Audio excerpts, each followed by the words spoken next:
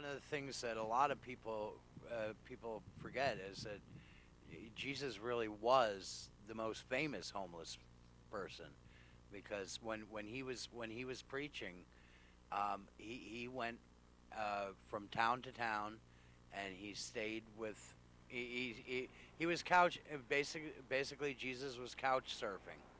Okay, that's what they call it in homeless terms. Going from one friend's house to the next, and crashing on their couch, and that's what Jesus was doing. Even in his last days, he and his apostles were camping out in the Garden of Gethsemane, you know, because they had no home to go to. Okay, so I think uh, when Jesus said, whatsoever you do unto the least of my brothers, that you won't do unto me, he was relating his own experience that you shouldn't just do this for me. You should do this. You should help out anybody who's in need, anybody who's homeless.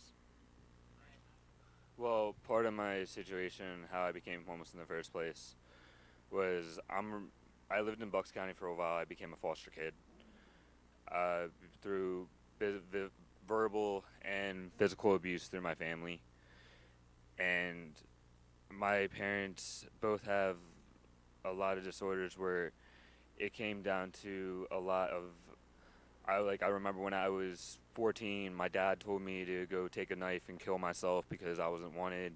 My mom would sit here and drink drastically in front of me and do drugs and basically blame me and my brothers for her problems.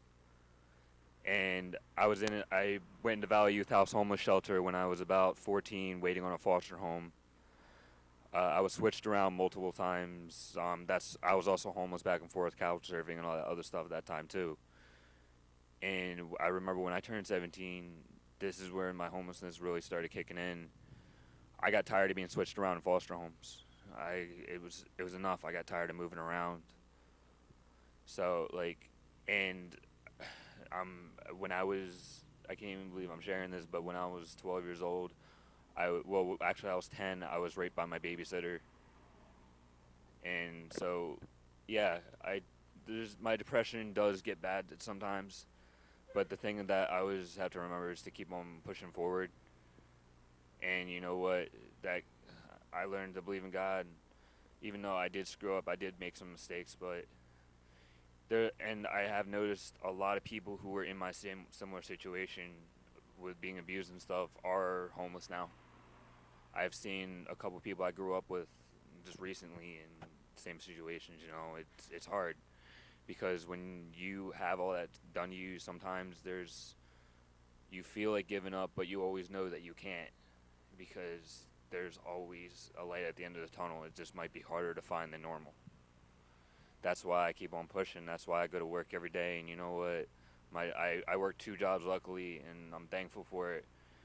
And the reason I'm at where I'm at is because I just keep on having that stride, but it's still hard, because you still get flashbacks of what your past was. You still get everything. Well, what I like to encourage you, first of all, I want to say, I thank you for your courage to be able to share to the extent that you have with us. Again, I want to also let you know, I'm also the author of the book, Missing Love Child. I know what it is like to be abused. I know what it is like to be hurt by a family member or a friend. I grew up in Harlem, New York. I was homeless. I lived on the street with park benches. From the time I was like 12, probably until like 17. People that raped me were drug dealers, prostitutes, thefts, gangsters. I got, so I know what God can bring a person through. So I want to encourage you that, that you not to be a victim of your past, and don't allow your past to dictate what your present is going to be. But use your past as a stepping stone, and as a stepping stone where that you can reach out and you can do things and you can help, not only help yourself, but by you sharing that, somebody might hear, might listen to this, and they might see, hey, you know what? If Anthony can get help, if Eugene can get help, I can get help too. Is there anything else you want to tell us about you being homeless? Well, first of all, yeah, I would, but also I want to kind of just tell people if there's any adolescents or people around my age or even older who are watching this, if you don't ever give up, you know, life gets hard. There's hard balls that get thrown at you. But you know what? There's always a possibility for a change, and it might be harder to get to than normal. You know, and I'd like to ask Jonathan. Jonathan, was there ever a time where you felt like giving up? Was there ever a time that you maybe may have felt like giving up? Uh, yeah, it pretty much been a lot of times, but knowing that if I give up, it's pretty much useless. Because it's just gonna make your life a whole lot more worse than it already is. So you don't give up. You just No, keep. just keep going and praying and that it get better and better. Just keep hoping that things are going to be changed. Do you ever wish like you're going to wake up and it's going to seem like this was a dream, like it never happened? No, No. no, I don't pretty much wish for it. I don't even pray that it like change. I just What do you pray? What do you pray for? I pray for a new beginning, so a new start, so I can leave the past behind and just start off fresh with my life and end up just keep going on, starting where I'm at now to being in an apartment or a house and just living, working and stuff like that. Because where I started was pretty much my mom kicking me out at 17, and I had to go to had the choice to go to school from a shelter. And other people, if they had that choice, probably 90% of them would just drop out and just say skip school and then start selling drugs, shooting, robbing, and all that stuff.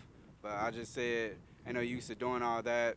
I might as well just go and do something that I know everybody else not wouldn't do.